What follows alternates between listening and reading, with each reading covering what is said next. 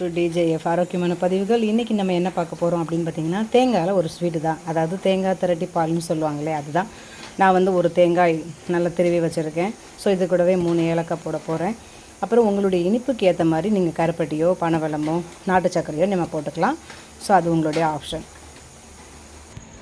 நான் இப்போ வெல்லமும் கருப்பட்டியும் பாதி பாதியாக போட்டிருக்கேன். ஸோ ஏலக்காவும் போட்டாச்சு. இப்போ நம்ம நல்லா அரைச்சிட்டு அதை கூடவே கொஞ்சம் தண்ணி ஊற்றி நம்ம அரைக்க போகிறோம். இந்த மாதிரி நம்ம அரைச்சிருக்கோம். ஸோ கொஞ்சமாக தண்ணி ஊற்றி அரைச்சிக்கலாம். அதாவது ஒரு கொஞ்சமான, ரொம்ப கொஞ்சம் இல்லை, ஒரு தோசை மாவு பதத்துக்கு அரைச்சிக்கலாம். இப்போ நம்ம அரைச்சாச்சு. ஸோ இந்த கன்சிஸ்டன்சியில் இருக்குது. இப்போ வந்து நம்ம நெய் விட்டு முந்திரி வறுத்துக்கலாம். ஹலோ ஃப்ரெண்ட்ஸ், நம்மளுக்கு முந்திரி இல்லை. ஸோ இந்த சீட் தான் கிடச்சிது. இதை நம்ம ஃப்ரை பண்ணி எடுத்து வச்சுக்கலாம். அதாவது நார்மல் ஃப்ரை தான். இப்போ நம்ம நெய் 2 ஸ்பூன் ஊற்றிக்கலாம். நம்மளுடைய நெய், நம்ம செஞ்ச நெய். ஸோ மணல் மணலாக இருக்கிற மாதிரி உண்மையிலே மணல் மணலாக தான் இருக்குது. நல்ல மணமாகவும் இருக்குது. இதை 2 ஸ்பூன் ஊற்றிக்கலாம்.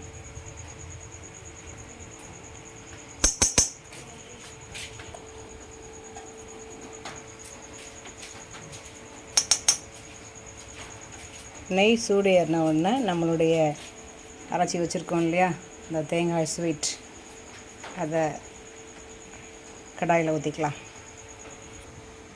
ஸோ இது வந்து நல்லா கிளறிட்டே இருக்கணும். அப்போ தான் நம்மளுக்கு அல்வா பதத்துக்கு வரும். இந்த தேங்காய் பால் ஸ்வீட் செய்கிறதுக்கு, அதாவது தேங்காய் திரட்டி பால் ஸ்வீட் செய்கிறதுக்கு கொஞ்சம் ஜாக்கிரதையாக தான் இருக்கணும். ஏன் அப்படின்னா, ரொம்ப கொதிக்குது பாருங்கள். மேலே பட்டுதுன்னா கை நல்லா சுட்டுரும்.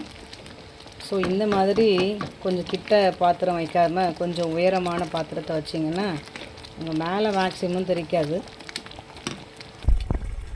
கொதிச்சு கையே பிரிச்சு போயிடும் உங்களுக்கு. ஸோ நம்ம இந்த மாதிரி ஒரு இட்லி பாத்திரத்தை போட்டு மூடி வச்சிட்டேன். உங்களால் முடிஞ்சால் பெரிய உயரமான பாத்திரத்தை வச்சு நீங்கள் பயன்படுத்துங்க. இப்போ எப்படி இருக்குன்னு பார்க்கலாமா? ஸோ வந்துக்கிட்டே இருக்குது பார்த்தீங்களா? இந்த பதத்துக்கு வந்துட்டுல.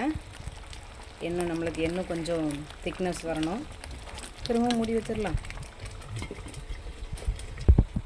ஸோ இப்போது இந்த ஸ்டேஜுக்கு நம்ம ஸ்டவ் ஆஃப் பண்ணிடலாம். ஸோ நம்ம வச்சுருக்கிறோம் இல்லையா பம்கின் சீடு, அதை அழகாக இப்படி போட்டுக்கலாம். பம்கின் சீன் கூட உடலுக்கு நல்லது இல்லையா? ஸோ அதை போட்டுக்கலாம். நல்லா ஆறட்டும். ஆறின பிறகு நம்ம சாப்பிடுவோம். ஓகே ஃப்ரெண்ட்ஸ், இதே மாதிரி நீங்களும் ட்ரை பண்ணி சாப்பிடுங்க. தேங்காய் தானே, தேங்காய், கருப்பட்டி, வெல்லம், நம்ம நெய் எல்லாம் சேர்ந்தது தான். ஸோ நீங்களும் இந்த மாதிரி செஞ்சு உங்கள் வீட்டு பிள்ளைங்களுக்கும் கொடுங்க. பாய்.